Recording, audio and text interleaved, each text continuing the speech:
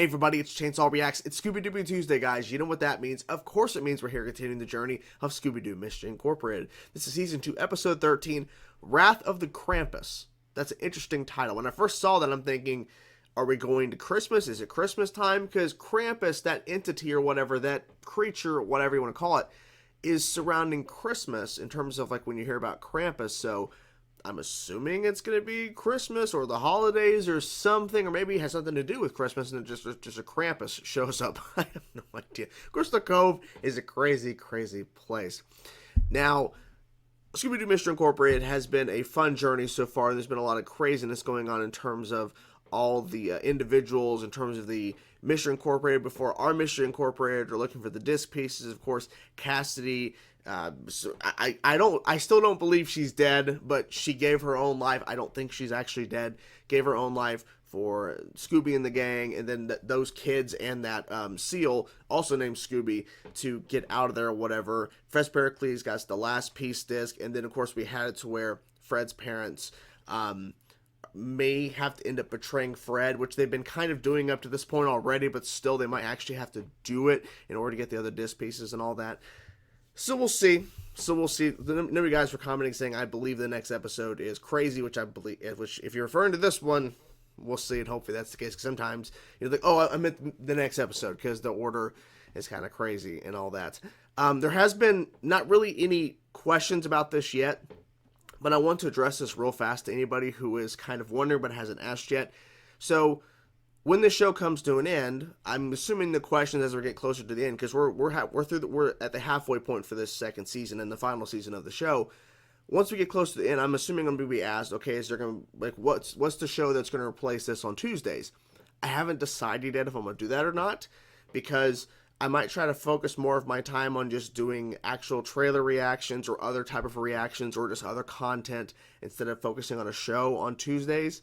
So I haven't decided yet in terms of what I'm going to be doing, but I'll let you guys know as we get closer to the end of the show if I'm going to be replacing with something else on Tuesdays, or if I'm going to be using more of that time to do other content to kind of help expand the channel and all that. Because I'm on the road, I'm trying to get to 100,000 subs. Like, that's the goal, to get to 100,000 subs to finally get that silver plaque. So we'll see what happens. But anyways, let's jump into it now, guys. Wrath of the Krampus. Let's go.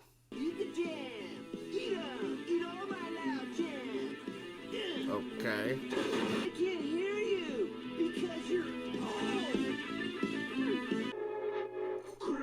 Thinks you need to respect your elders. Krampus?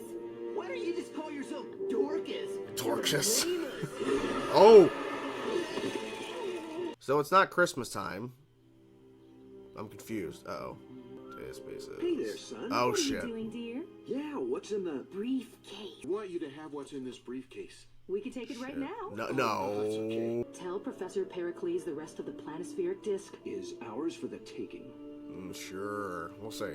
The crazy mummified corpse whispering Nibiru is creepy times 10. We're getting this back up. It gets Okay. creepier. Okay. I googled it and found a lot. A giant planet called Nibiru passes by Earth every 3,600 years What? and allows its sentient inhabitants to interact with humanity. There's supposed to be a collision. The Nibiru collision is a disastrous encounter between the Earth and a large planetary object. Doomsday event? Doomsday? What the fuck is happening? What's the connection between Nibiru and that crazy old German lady? Honestly, I've no idea. Is it involved with the disc pieces, maybe? Oh my god, that's cool! He calls himself Krampus, and apparently he has something against bad children. Now, normally, I wouldn't have a problem with getting delinquents off the streets. It's nice taking the old Enigma machine out for a little dark. So that is their mystery machine. Certainly. Uh-oh. Krampus is coming. Bunch of naughty kids. Oh!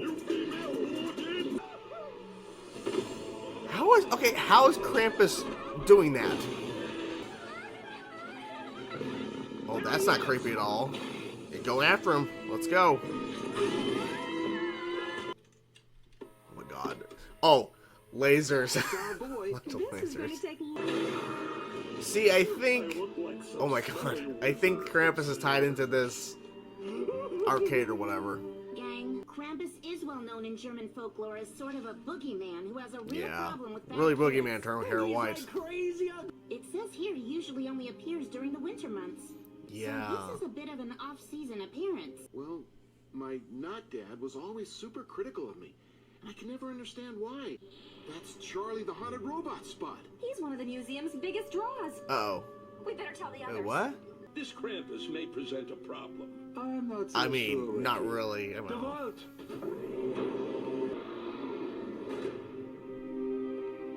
Krampus is exactly the distraction. oh, okay. I'm They're not gonna sure use what Krampus to their Charlie's robot has advantage. to do with Krampus. You want to help?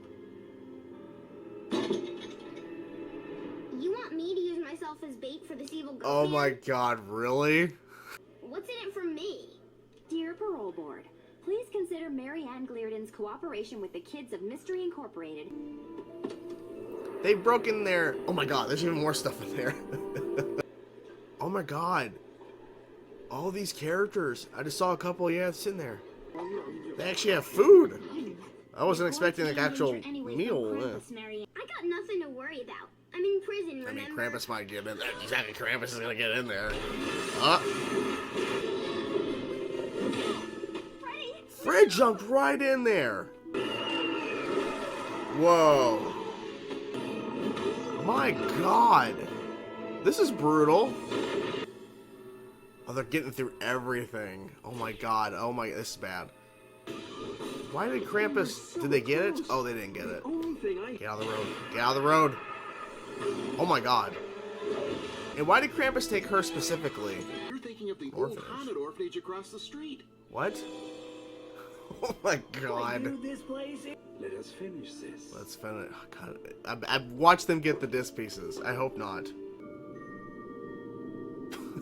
I figured they were gonna do that.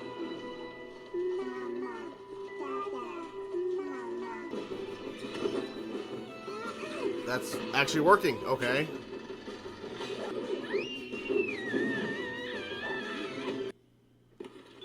Charlie the Haunted Robot. What? What? Shit. Wait, was it a fake? Is it a fake? I don't know. I don't understand. Wait, Where are our what? pieces? You're probably wondering what's happened. to Oh! the planispheric disk. It was all an elaborate plan masterminded by your very own Freddy. We created Krampus by borrowing Charlie the Haunted. They created Krampus! He was being remote controlled by Jason Wyatt, who agreed to help for Oh lenience my from the mayor. god! We needed to keep you away from the vault. You following us, following Krampus, was the perfect way to keep you distracted. So Freddy planted No a bug on fucking Mr. way, Krabs' dude. so that we could get a call to the vault. Someone with intimate knowledge of Mr. E's lair. Hot dog water. Hot dog water? I still know how to get in. you were stealing fake ones. Oh shit!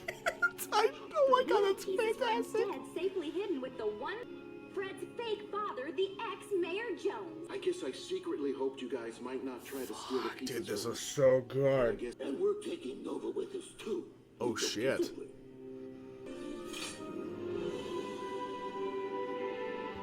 Oh! What do we do now? Oh shit. Oh shit. You guys were not kidding. This was a phenomenal episode. Oh my god, I cannot believe all the layers of reveals and twists that occurred in the last act, the third act in this fucking episode. Apologies for the yelling at times and like the freaking out. Like, oh my god, but I couldn't contain myself as I couldn't believe what they pulled off here, because I was honestly under this impression that Fred's actual parents got the disc piece and thinking, well, maybe they're fake though. Maybe Fred assumed, but I didn't realize all the layers of the reveal in terms of the video they watched of Fred and the gang Scooby, the Mystery Inc. revealing all this stuff. Now I didn't realize it went that far. I thought it was like, oh, it's just a little bit of a twist. Like they put it together and it's fake pieces, right? No. Oh my god. Okay. So I want to talk about that first, like the big reveal at the end, because like that's the biggest part of the episode, because it's all building up to this point. Because we have the Enigma machine, that's what they called it, the Enigma machine or whatever, the old Mystery Inc.'s Mystery Machine, and they're trying to break in the lasers, and then the second time they try to break in Fred's parents, then there's other things that they have to remove and stuff. They finally get it after all this time, because like, oh, we'll use Krampus, you know, the thing they're fighting, to our advantage, not realizing they were the ones with Krampus and made Krampus and everything. It was all a trick. But they finally get the disc pieces, and they're at that dollhouse or whatever. It was all planned out by Mr. Ink, all planned out. But they go back to the lair of Mr. E, and they go down, and their pieces are missing, and the pieces they have in the briefcase are fake pieces. Because when Fred is sitting there in his room, openly the briefcase open, and there's Fred's parents like, oh, they're the disc pieces, but it's fake. Goes to give them a hug, puts a little tracking device on them so they can hear the sequence to go down to the lair, the little piano sequence Mr. E has, which is pretty smart, by the way. Unfortunately, it was recorded. They knew exactly what they needed, and plus, oh my god, hot dog water was used to break in and get the pieces. Oh my god. And then Fred's fake dad, the one who pushed the old Mr. Ink out because of the disc pieces and everything, and he was the what was he called? The freak? Yeah. He was the one that was there on the other end with Scrappy, Scooby and Shaggy, because I was trying to get those two names. Sorry. He was the one that was sitting across from them, and he was helping too. It's like, oh my god, there's so many layers, and there's also a bunch of other characters that we've seen, like villains in the show, in prison, little cameos, but they realized he was a part of it too. So they watched the video. Turns out Krampus, this entity that's going around scaring children and giving them long, or just giving them gray hair, whatever, they have long and gray hair. Even the sheriff was infected. It was all a ploy, because they took the robot. I forget what was the name of it, but they took I remember that villain from the classic Scooby-Doo show, but it was being controlled by that, I think his name was Jason or whatever, that kid who was obsessed with Velma in the episode that, you know, he was obsessed over her. And it turns out, I think it was his mom who's the one that made the actual evil Scooby-Doo. I think that, because they thought it was him at one point, because he was very good at robotics and everything, but it turns out it was his mom. But he was the one controlling Krampus, it was actually a costume being worn by the robot that they took. And they showed all this footage, right? They showed all this footage that they filmed or whatever, but it's to help the visual.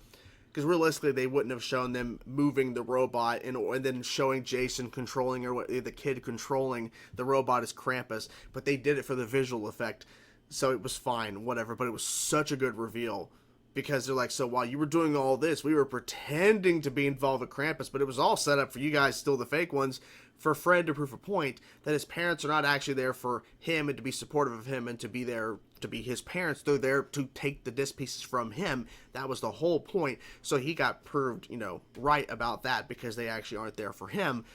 And I love the fact that Fred did this. I love the fact that they all did this to prove a point.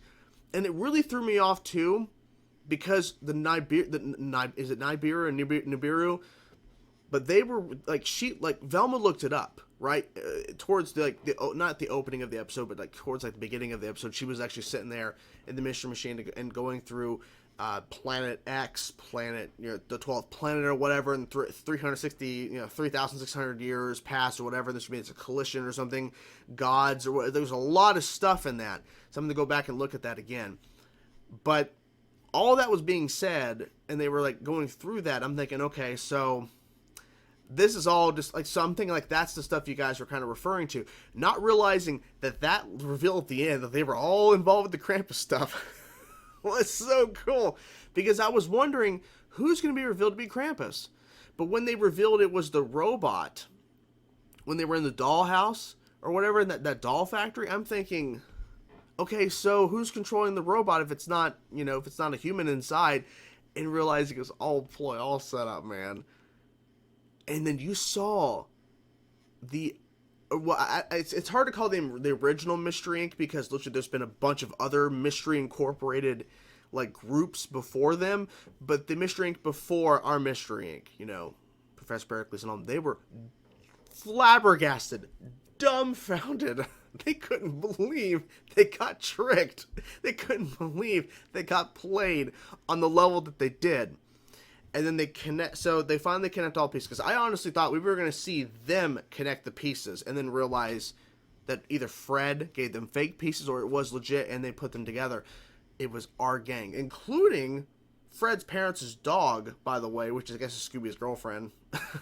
They connect all the pieces on top of the Mystery Machine up on a hill overlooking Crystal Cove. And then the sarcophagus, where the treasure is buried, starts to be awoken, and you see all these things moving inside. Nibiru, and it starts laughing. I'm like, oh shit! So they've now awakened whatever's in that sarcophagus, whatever just like something's in there because it's awakened now, right? It's talking. Nibiru. So I guess my question is, the planet sphere, the disc pieces, the planet sphere disc, whatever pronounce that. It's that one word that just baffles me. Sorry, but the disc pieces, those were created by the Spanish conquistadors that we had seen before in flashbacks, and they've referenced his name. He's the creator of the disc pieces. But the sarcophagus, the actual thing, are they implying that is from Nibiru? That's from another planet? Maybe, or the thing in whatever's inside it, because clearly something's inside the sarcophagus, because it's our glowing eyes, and you hear the laughing, and it says Nibiru, and you see all these movements. So I'm thinking, is this from the planet that they're referring to? That's my. I don't know. I'm just throwing out a wild guess. I have no clue. I'm just guessing. This was such an interesting episode. Because I was thinking, for all these reveals, that Krampus is going to be revealed to being a part of some sort of the arcade thing, because the arcade had some sort of giant demon mouth or whatever is the entrance into the arcade, and that's where all the bad kids are. A lot of bad kids go to. So I'm thinking that whoever is playing Krampus, pretending to be Krampus, is tied into the arcade. It's all fake out. It's all fake out. This episode was not a traditional episode of Scooby-Doo with some added craziness to it in terms of them trying to get the disc pieces. It was literally all fake.